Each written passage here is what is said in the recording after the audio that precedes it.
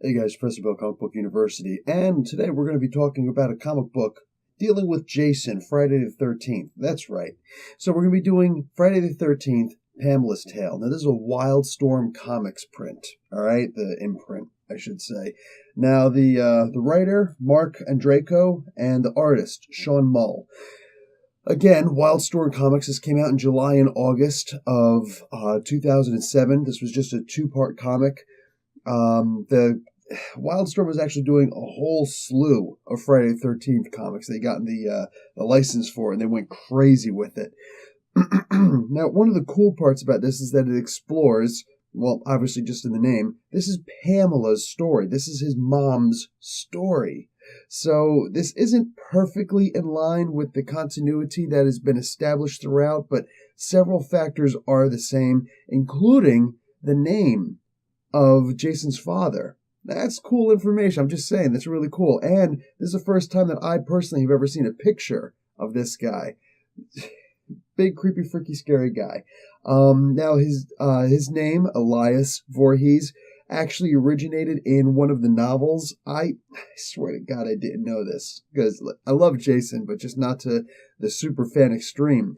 Not only were several of the movies put into novel form, but more than that, there were several novels written about the story that are only in novel form.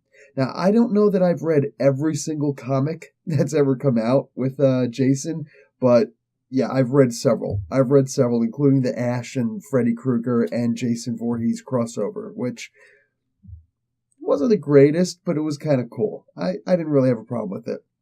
Great concept. Really good concept. Anyway, so let's just get into this. It's a real short one, guys. It's going to start off with a girl. She's heading to Camp Crystal Lake. Oh, and just a little bit of New Jersey boy knowledge for you guys. Camp Crystal Lake is actually in New Jersey. Bet you didn't know that. No, seriously, you look it up. It's actually Camp Forest Lake. Oh, crap. What do they call it now? Camp Forest Green. Just like they called it in episode or movie, whatever, the sixth movie, I think it was. So that was the one where he wound up getting all of his superpowers from that point on. But yeah, it's actually located, where they filmed it was actually in New Jersey, and you can go there around Halloween time, and you can try and get the tour, the open tour for it. It's cool. I haven't actually gone, but like I said, anybody who wants to make fun of Jersey, there's a reason why us Jersey guys just don't care about you making fun of it, because we know there's so much to do in Jersey. We don't care, man. Go off and tip your cows if you want. So anyway, we start off with this girl headed towards Camp Crystal Lake, and she stops off at this diner, and she's like, "Hey, can somebody maybe help me out? Can I get a bus out there? Like, ain't nobody giving you a ride out to Camp Blood. That ain't gonna happen, man." So there's the waitress is kind of cool. She's like, "All right, listen, hey, you, Earl, or whatever this dude's name is." It's like, "You're driving halfway past there. Can you drop her off somewhere near?" He's like, "Yeah, I could do that. Sure, no problem."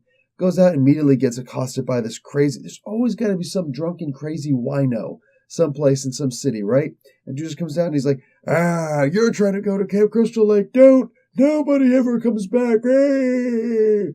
It's like, "Get out of here, you old timer. Get." No, the guy actually says, "Go on, get." I hope people don't talk like that in Jersey. Anyway, so here we go. She gets a ride out there, and she's hitchhiking, and here comes this Jeep. And in the Jeep is Pamela Voorhees. Oh, yeah, that's right. So Jason's mom picks her up. She's like, "Hey, what's going on?" It's like, "Oh, hi." She's like, "Oh, you must love kids that you're out here and you're doing all this stuff." It's like, "Oh, yeah. Yeah, I do. Kids are cool. What about you?" She's like, "Well, I'm actually the cook out here," which is in line with the story. So she's just going to work this one day. A lot of you guys who want to look in the foresight can see exactly where this is going. And I had an inkling. I'm more about just engrossing myself in the story. So the ending was very, very fulfilling for me. But nonetheless, guys, so you'll get to it eventually. So this girl starts asking Pamela about her story. Well, like, what's going on with you? Why do you like this camp so much? She's like, "Oh, well, I'm more than happy to explain." So she goes and she explains this story over the course of this book. She says that she used to be a simple housewife who used to do and enjoy the pleasures of being a dutiful housewife. Now, the way that she's narrating it, she had a Donna Reed life. She had a great housewife life. But the way they're showing it, it was quite the opposite. Elias Voorhees comes walking in, this hulking dude. I mean, like, he's got muscles on top of his muscles. You know what I'm saying? Like, dude's huge, insane. You can tell where Jason gets it from. Anyway, he's a miner. So he's working in some kind of a coal mine or something like that. Whatevs. And this particular could be any place. Who knows where it is. But he's a vicious, violent guy. And he's like, what's going on? All the beers are warm. Now, she's that dutiful. How does she not know to keep the beers cold? Just duh. But she happens to have one already chilled. Cute. He snatches it out of her hand. It's hard to see what's going on with the art. The art is really good in this. The art is very good. But like this one particular scene, I just had an issue trying to see what exactly was happening. Did she just like snap her hand back while, when he hit it? Anyway, he grabs the beer. She's hurt. He's like, oh, shut up. Just, don't cry. I'm going to go and listen to my radio program. Don't cry in the food. Don't get tears in the food. So he goes and he sits down, and he's smoking a cigar. She comes in with a tray of food. Big old heaping tray. Like, I got hungry looking at this tray of food. This looked good. She comes walking in. He's like, honey, here's your supper. And he's like, hey, can't you see I'm listening to my show? And he flicks his cigar at her, hits her in the face. Wow, what a jerk. So, she gets this whisper that comes to her. It says, Mommy, are you going to tell him? And she whispers, hush, hush, we can't tell him yet. We'll tell him in a little bit. So he hears this, and he thinks that she's back-talking him, mumbling under her breath, back-talking him for flicking the cigar and yelling at him. So he gets up and he puts a beating on her. He literally just walks up and just like the reverberation coming off her face might as well have been like, Rick James, Rick James, Rick James, because just bam, smacks her. All right. So at this point, she's emotional. She's all over the place. And she goes off by herself and she's talking to Jason. But Jason is an embryo. That's right. She's pregnant with Jason. That's what Jason wanted Mom to tell him. Her husband, his father, that she was pregnant with Jason. So she's already hearing the voices. Freaky. This is not in any of the legacy, any of the lore, anything like that. This is only in this comic book. But it's kind of cool. I'm just saying, it's kind of cool. So, especially since, she hears the voices in the movie. So she is talking to Jason and says, listen, we're not safe with him. And Jason says, you're right, Mommy. We have to get rid of him. So she goes upstairs. Now, originally, lots of the stories say that he's just a deadbeat dad and he leaves. Oh no, not in this one. In this one, it's explained in a little more detail where she actually takes an axe, a woodcutter's axe, and while he's laying down, there's some very brutal, play in this. I'm just saying. Try and get my drift. Try and get the drift that I'm saying. He had his way with her. That being said, he falls asleep face down. She comes up behind him with the axe, buries it in his skull. That's not enough. He's clearly dead. It's not enough. She chops him up into pieces. Makes it easier for her to, because he's a big guy, to transport him in the pickup truck. Wraps him up in burlap and garbage bags, throws him in some kind of a lake, and then drives off really far away. She ends up someplace, it's like, at this diner and says, hey, can I have a little bit of a coffee? And the waitress says, anything else, hun? And she says, a job? The girl says, if you could butter one side of the toast or both sides of the toast, whatever, some kind of a cute little saying, then you're already in a league above the people here. So, yes, you got yourself a job. Turns out she's a really good cook. I don't know if she keeps the beer cold or not, but I'm just pointing that out. So she gets this really good job, and later on, this family called the Christies come along, and they own Camp Crystal Lake.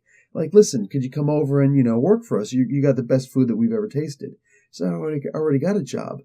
Now, the staff at the diner is okay with her taking a leave of absence once a year for this lousy 5 weeks that the camp is open. It's only open for 5 weeks once a year. What's the big deal, Can you cook for like 75 kids 3 times a day? It's like, yeah, I could do that, sure. So she's got herself another good job doing that. So boom, boom, boom, back and forth. Once she decides, yes, this is a good idea, suddenly she goes into labor. So she goes to the hospital, and Jason is born. The doctor's a jerk. He's smoking in the room and everything. And she smokes also. At least one time she smoked.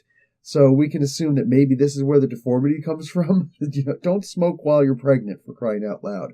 Anyway, she goes and she has Jason. And he is the ugliest, most deformed kid you could possibly imagine. Go check out the comic book Eugenics to get an idea of what Jason actually looked like. He was just freaky looking as a kid, all right? Or pick up this comic. I'm sure you can find it. It's actually in a 2008 graphic novel, Jason Volume 2 by Wildstorm Comics. So you can find it there in an annotated, collected edition. Anyway, so this is about where the first comic book ends. The second comic book of 2, she's still driving this girl and explaining her story, but the girl's getting a little freaked out. It's like, you missed my turn, you missed the turn and everything. She's like, oh, no, it's okay, we're going to take a shortcut. She's driving at like 65 miles an hour. She's freaking the girl out. And she's like, okay, no way. So the girl actually jumps out of the woods and tries to get away. Pamela's like chasing after her and everything like that. It's like, dude, are you freaking kidding me? Are you kidding me? So Pamela catches up to her, takes a knife, and actually kills her. Cuts her across the neck. And she's like, oh, stop crying over a little bit of blood.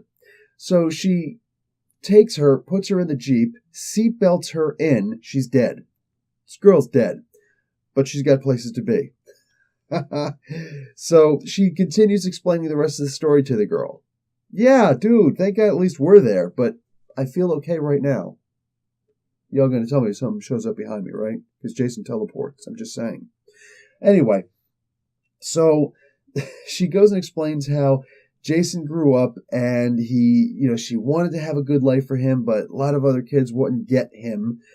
She still loved him unadulteratedly. In fact, even when he was born, she said, it's the most beautiful baby ever. You're perfect, She got it. Okay, cool. When it's your kid, right? Anyway, so at one point, the babysitter quits on her. Jason is much, much older at this point. He's about whatever age, 13, whatever age he was when he died, okay? That babysitter quits, says, I can't take care of Jason anymore. Look at what he's done. Kid goes and takes a cat, ties it to a tree, and starts cutting up with various different sharp objects. I think he may have also cut it open and pulled out the kittens or something like it, because there are dead kittens all over the place too. Like, this is gruesome. This is a genuinely gruesome freaking story, all right? Anyway, so Jason's mom's like, okay, bye. And it's like, okay, Jason, it's okay. He's hiding under the bed. He feels like he's a freak now. And she's all loving and supporting. No. This is bad parenting. At least say no. I'm not saying you gotta beat your kid, but at least say no, for crying out loud. There's some things when a mother's love can't be unconditional. Come on.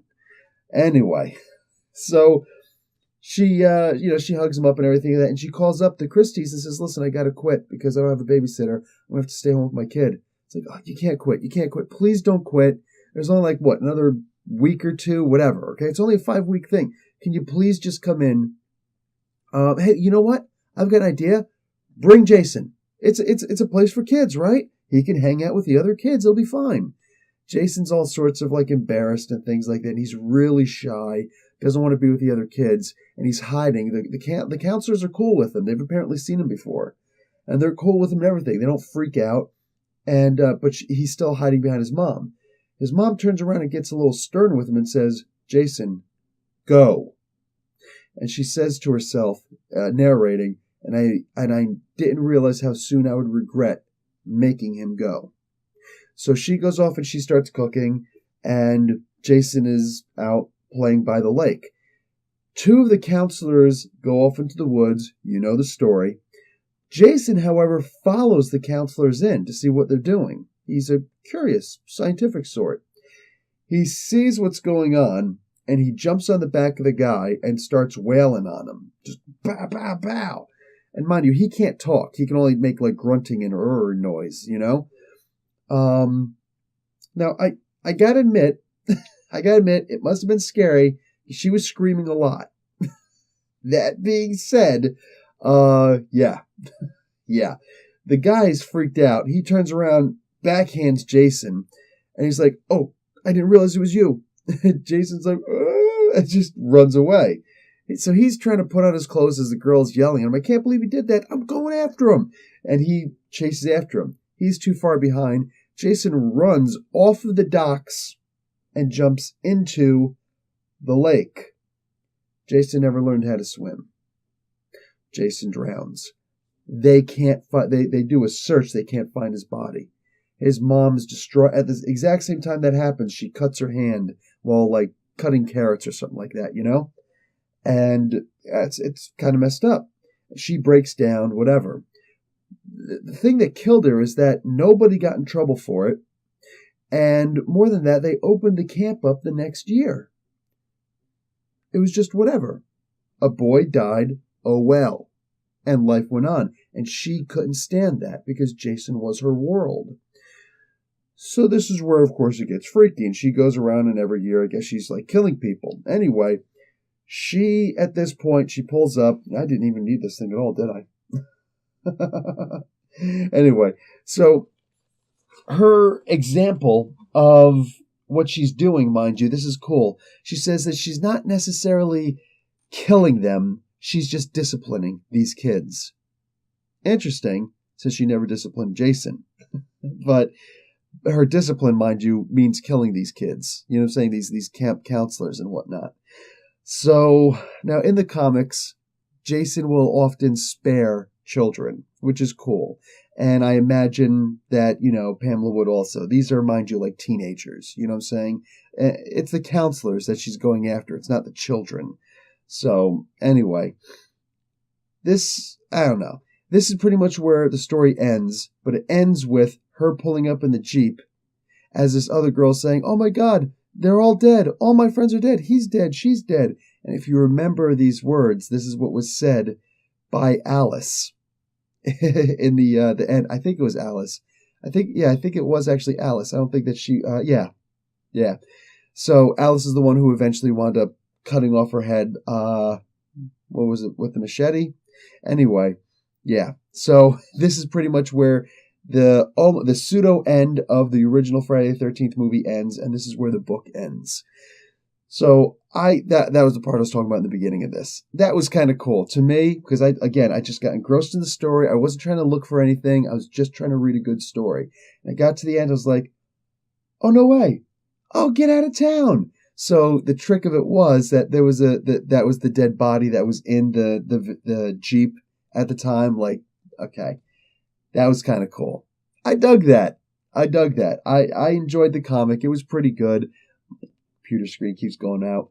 So yeah, I'm going to recommend this. Of course, I mean, I wouldn't be reading it otherwise. You know what I'm saying? I'm not one of those types who just wants to read a comic for the sake of making fun of it. This was good. Wildstorm did a really good job with doing these. My favorite Jason book that I would have to say would be Jason vs. Jason X. I would highly recommend looking that up. It's a really good read. Jason X, obviously one of the freakiest of the Jasons, but allergies kicking in. Anyway, this was still enjoyable. I would highly recommend checking out these books. It gives a great detailed backstory for multiple characters in the stories, a good impression of what Jason was. And this one, I liked it because it was actually, again, like it's called, Pamela's Tale. It was Pamela's story. It was great. Guys, I'm going to leave it at that. These 2 issues. Professor Bill, Comic Book University. Class dismissed.